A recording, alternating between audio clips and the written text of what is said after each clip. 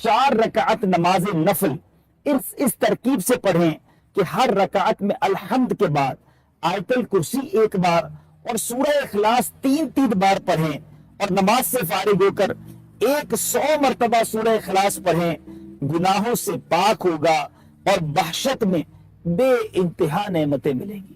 کمال کی حدیث ہے، بلکہ کمال کا واقعہ ہے۔ حضرت ابو ہریرہ رضی اللہ تعالیٰ عنہ سے روایت ہے، نبی کریم صلی اللہ تعالیٰ علیہ وسلم نے نماز فجر کے وقت حضرت بلال رضی اللہ تعالیٰ عنہ سے فرمایا کہ اے بلال، تم نے اسلام میں سب سے زیادہ امید والا جو عمل کیا ہے اس کو مجھ سے بیان کرو، اس لیے کہ میں نے جنت میں تمہارے جوتوں کی آہٹ اپنے آگے سنی ہے۔ تو حضرت بلال رضی اللہ تعالیٰ عنہ نے عرض کی، سب سے زیادہ امید والا عمل یہی میرا ہے کہ میں دن یا رات کسی گھڑی میں جب بھی وضو کرتا ہوں تو اس وضو سے میرے مقدر میں جو نماز لکھی ہوئی ہے اس کو پڑھ لیتا ہوں۔ سبحان اللہ سبحان اللہ، گویا یہ تحیت الوضو کی نماز ہے۔ جب جب وضو کیا جائے 2 رکعت نفل ادا کر لی جائے۔ یہ جو نماز ہے، جیسے آپ نے ظہر کے لیے وضو کیا، ظہر پڑھ لی، تو یہ بھی تحیت الوضو ہو جاتی ہے، لیکن اگر الگ سے 2 رکعت پڑھ لی جائے تو کیا بات ہے۔ حضرت بلال حبشی رضی اللہ تعالیٰ عنہ کے قدم نبی پاک اپنے آگے اس کی آہٹ سن رہے ہیں۔ سبحان اللہ۔ تو اس کا مطلب یہ ہے کہ شب معراج نبی پاک علیہ الصلوۃ والسلام نے جنت کی سیر فرما کر جنت میں جا کر اپنے امتیوں کا حال ملاحظہ فرمایا تو حضرت بلال کو اپنے سے آگے جنت میں چلتا ہوا دیکھا۔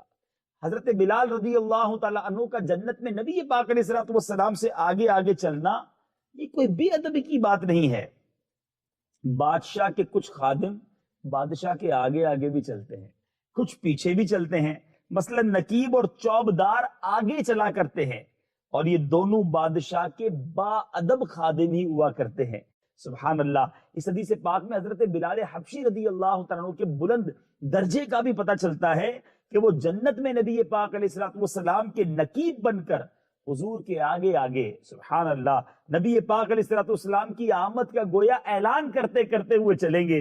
اور حدیث سے ظاہر ہوتا ہے کہ یہ رتبہ بلند ان کو نماز تحیت الوضو کی بدولت ملا ہے۔ سبحان اللہ۔ حضرت بلال حبشی کی قسمت پر ہماری جانیں قربان، اور میرے آقا کے علم غیب پر سبحان اللہ کیا بات ہے۔ میرے آقا علیہ الصلوۃ والسلام کو کیا کیا رب نے عطا نہیں فرمایا۔ حضرت بلال حبشی رضی اللہ تعالیٰ جنت میں جائیں گے یہ خبر بھی عطا فرما دی، اور اپنے سے آگے ان کے قدموں کی آہٹ بھی سن لی۔ کیا بات ہے مدینے کی۔ اعلیٰ حضرت امام عشق و محبت لکھتے ہیں نا، اور کوئی غیب کیا تم سے نہاں ہو بھلا، یعنی یا رسول اللہ صلی اللہ تعالیٰ علیہ وسلم، اور غیب آپ سے کیا چھپ سکتا ہے، اور کوئی غیب کیا تم سے نہاں ہو بھلا، جب نہ خدا ہی چھپا تم پہ کروڑوں درود۔ سبحان اللہ سبحان اللہ، کیا بات ہے میرے آقا علیہ الصلوۃ والسلام کی۔ مدنی چینل کے ناظرین، ایک عمل تو آپ نے سن لیا، اور امید نیت بھی کر لی ہوگی کہ اب جب بھی وضو کریں گے کم از کم 2 رکعت نفل ادا کر لیں گے۔ نیت یہ ہوگی تحیت الوضو کی۔ اچھا، آج ایک اور بہت خوبصورت عمل کے بارے میں سننا ہے، اور اس سے پہلے بھی ایک شاندار حدیث سنیے۔ کیا بات ہے میرے آقا علیہ الصلوۃ والسلام کی۔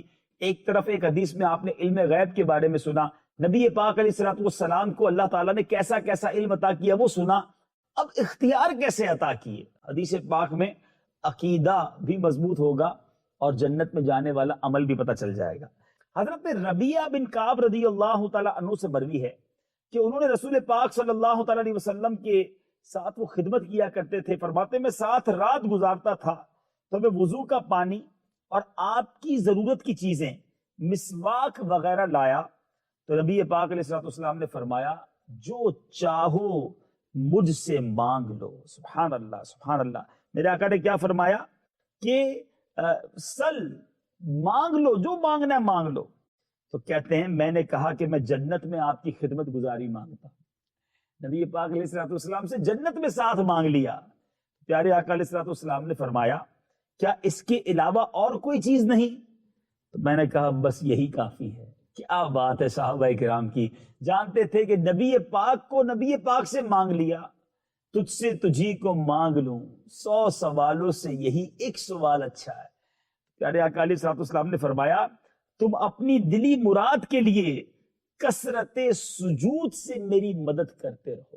سبحان اللہ.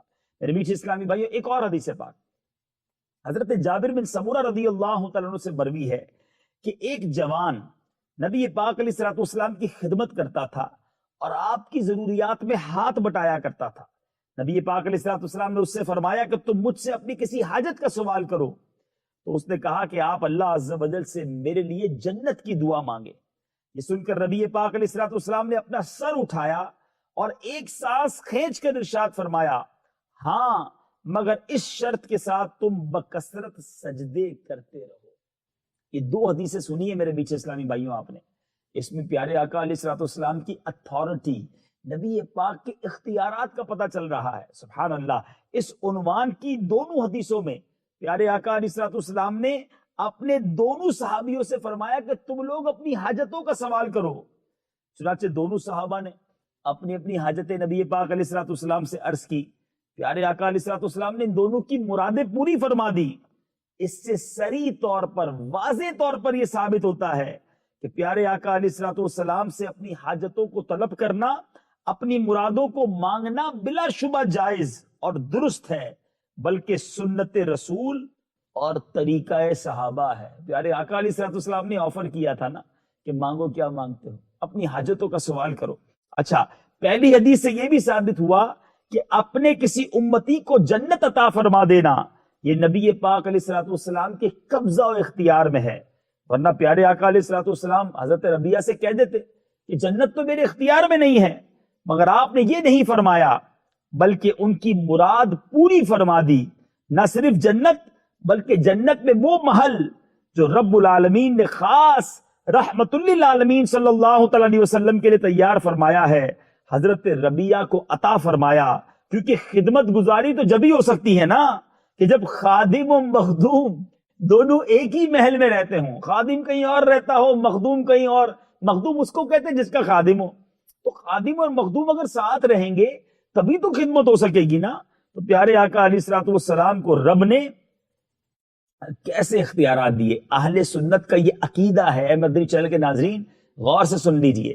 اہل سنت کا یہی عقیدہ ہے کہ اللہ تعالیٰ نے اپنے حبیب صلی اللہ تعالی علیہ وسلم کو دنیا و آخرت کی تمام نعمتوں کا مالک اور قاسم بنا دیا ہے. وہ جس کو چاہیں عطا فرمائیں. صاحب قصیدہ بردہ شریف امام بصیری رحمۃ اللہ تعالی علیہ صدیوں پرانے بزرگ ہیں، کیا خوب بات لکھ گئے. فرماتے ہیں فَإِنَّ مِن جُودِكَ الدُّنْيَا وَضَرَّتَهَا وَمِنْ عُلُومِكَ عِلْمَ اللَّوْحِ وَالْقَلَمِ. اس کا ترجمہ کیا ہے کہ یعنی دنیا اور آخرت دونوں آپ کے دسترخوان سخاوت کے دو ٹکڑے اور لوح و قلم کے علوم آپ کے سمندر علم کے دو قطرے ہیں. اعلیٰ حضرت نے بھی اس مضمون کو بہت پیارے انداز میں بیان کیا. رب ہے موتی، یہ ہے قاسم، رزق اس کا ہے، کھلاتے یہ ہیں. اور میرے بیچ اسلامی بھائی، حدیث پاک سے، ان دونوں حدیثوں سے ایک اور بات سیکھنے کو ملی ہے کہ کثرت سجود سے نمازوں کی کثرت مراد ہے. تو ظاہر ہے ان نمازوں سے نفل نمازیں مراد ہیں، کیونکہ فرض نمازوں کی تو تعداد مقرر ہے. اس میں تو قلت و کثرت کا وجود ہی نہیں ہے، غور ہی نہیں کیا جا سکتا. کثرت کیسے ہوگی؟ تو نمازیں تو فکس ہے، فرض نمازیں. تو پتہ چلا کہ نفل نمازیں، یہ کثرت سجود وہ ہے جو جنت میں لے جانے والا عمل ہے. تو کیا ہم نوافل پڑھتے ہیں؟ ہم نے تو فکس کر لیا ہے فجر کی تو چلیں 2 اور 2 پڑھ لی. ظہر کتنی پڑھنی ہے؟ 4 سنت، 4 فرض، 2 سنت. نفل کون پڑھتا ہے؟ اچھا، پھر اسی طرح عصر میں بھی پہلی والی 4 غیر موقعہ نہیں پڑھتے. مغرب میں بھی 3 فرض پڑھی، 2 سنتیں پڑھی، 2 نفلیں چھوڑ دی. عشاء میں بھی نہیں پڑھتے. غور کریں، ہم جو نمازوں کے ساتھ نفلیں وہ نہیں پڑھتے تو الگ سے نوافل کہاں سے پڑھیں گے؟ اور ہمارے بزرگان دین غوث پاک رضی اللہ تعالیٰ کے بارے میں آتا ہے ایک رات میں 1000 نوافل پڑھتے تھے. اب نیت کر لیں انشاءاللہ روزانہ نوافل پڑھیں گے. کثرت سجود، نماز سے محبت کیجیے. نماز اللہ تبارک و تعالیٰ کی بارگاہ میں حاضری کا شاندار طریقہ ہے. اللہ مجھے بھی سجدوں کی لذت عطا فرمائے، آپ کو بھی خوب نوافل پڑھنا نصیب فرمائے. دعوت اسلامی کے مدنی ماحول میں اسی طرح کا جذبہ دیا جاتا ہے. جنت میں لے جانے والے اعمال بتائے جاتے ہیں, جنت کی کنجیاں گویا سکھائی جاتی ہیں.